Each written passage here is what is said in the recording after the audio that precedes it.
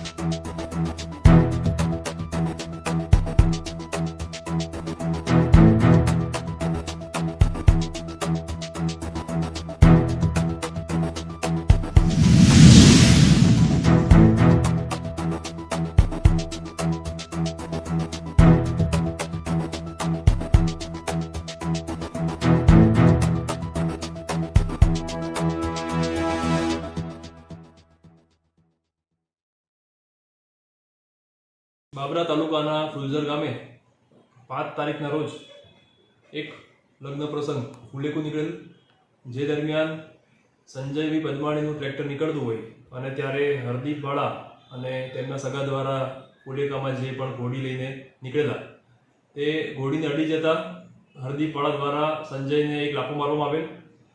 ત્યારબાદ સંજય દ્વારા પોતાના કુટુંબીજનોને આ બાબતે વાત કરવામાં આવેલ। તમામ ગામના લોકો ભેગા થઈને એ બાબતે હરદીપના ઘર તરફ ટોળું બનીને ગયેલ।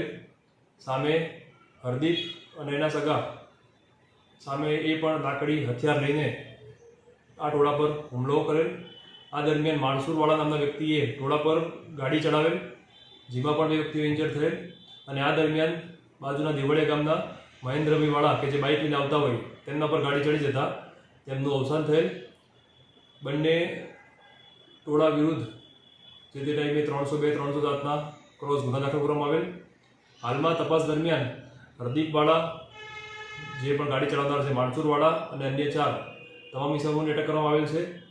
સામે સંજય પદમાણી, તેના પિતાજી તથા જે પણ ગામના ઇસમો હતા 29 લોકો વિરુદ્ધ ફરિયાદ દાખલ થયેલ।